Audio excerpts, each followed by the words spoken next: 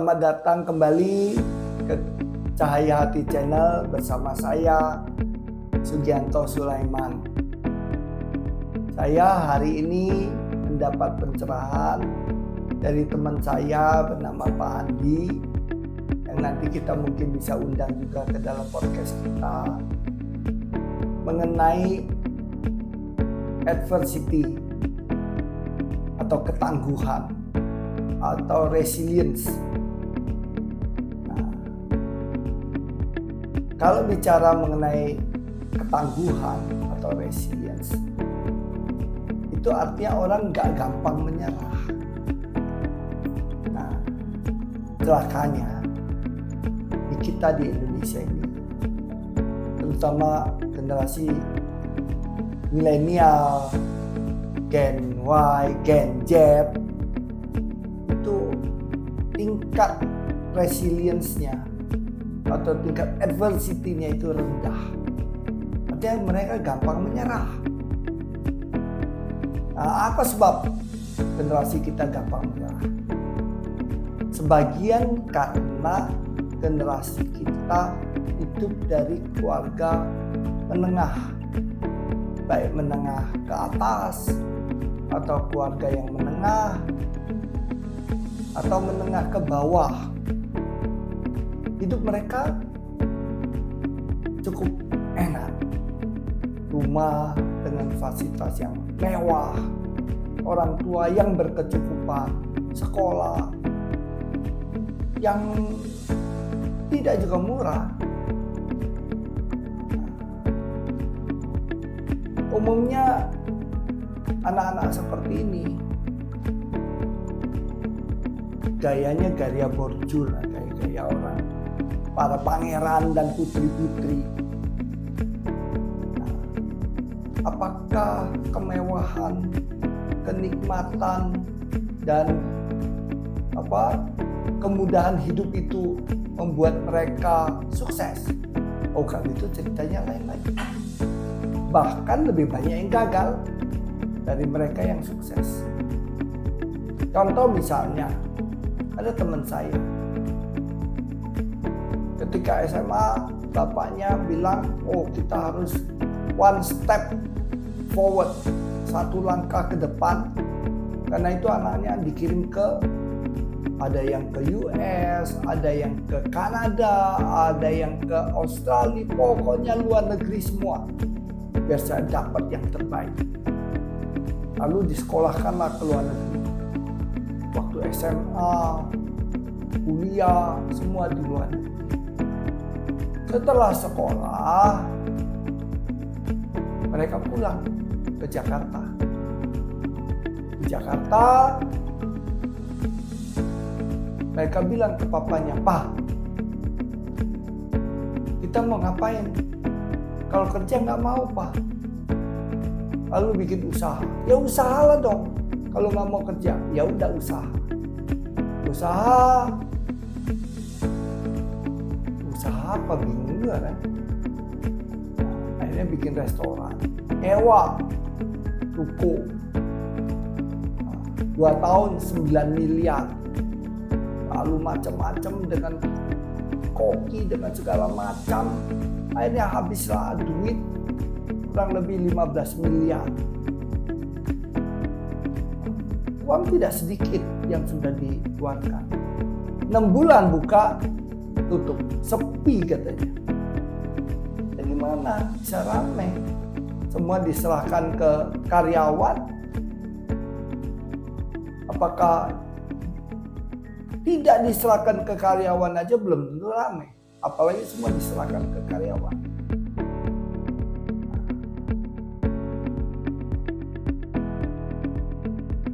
Lalu kasus bunuh diri yang kita sering dengar, yang meningkat terus setiap tahun. Terakhir itu mencapai angka 1.300-an. Tahun kemarin 900-an. Ini angka yang menyeramkan buat kita. Memang angkanya itu pasti 1 tahun lebih. Ya misalnya tahun 1300-an ini kita dapat angkanya itu tahun untuk bunuh diri yang terjadi di tahun 2022. Tahun sebelumnya itu ada 2021. 2024 belum ada angka karena belum habis tahun. Dan kita lihat juga bagaimana manjanya anak-anak muda Gen Z ini naik sampai ke Gen milenial juga kurang lebih. Bandingkan dengan remaja atau anak-anak muda yang ada di Singapura misalnya. Mereka jauh lebih resilience, lebih tangguh, lebih adversity. Kenapa? Terutama cowok-cowoknya ya, itu karena pelatihan militer yang keras, wajib militer yang 100%. Maka lihat generasi mereka. Coba perhatikan, itu mantan Perdana Menterinya yang sebelumnya itu. Sebelum yang sekarang, Lawrence Wong. Yang dulu kan Lee Lee. Bagaimana anak Lee Kuan Yew itu, Lee Hsien Loong, memerintah Singapura. Sangat kuat tangan pemerintah itu. Akibatnya Singapura tumbuh menjadi negara yang luar biasa di Asia Tenggara. Bahkan di dunia, GNP mereka sudah di atas 4.000, bahkan 5.000 mungkin. Di Singapura itu 50.000, GNP kita 4.500, mungkin paling kencang 5.000 kita. Tapi Singapura 10 kali kita. Kekayaan orang Singapura ya 10 kali sampai 12 kali Indonesia. Singapura juga di samping memperkuat sumber daya manusianya, human resources, dengan pendidikan yang tinggi, dengan kemampuan yang luar biasa, yang hebat. Mereka juga memperkuat anak-anak mudanya dengan karakter building, nation karakter buildingnya yang luar biasa.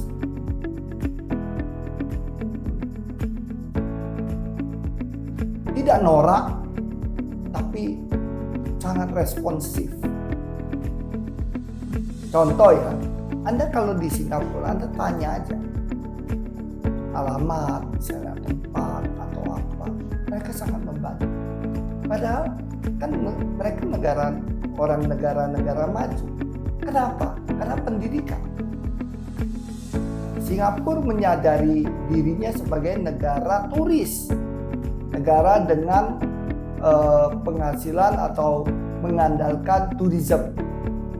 Nah, jadi dia harus melayani turis.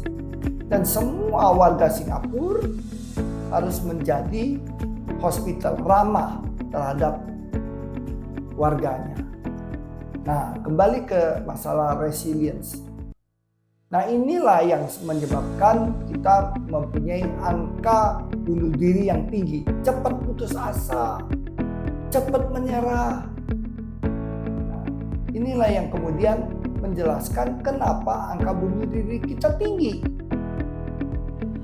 Nah, untuk menghindari itu, ya saya sih terus terang mengharapkan, ya kalau kita tidak punya wajib militer seperti Singapura, ya kita bisa melakukan retret, melakukan penggemblengan diri untuk menuju ke generasi muda yang resilience, yang tangguh, yang adversity. Demikian dari saya, Sugianto Sulaiman. Terima kasih atas kesempatannya. Jika Anda menyukai video ini, tolong like, subscribe, dan share.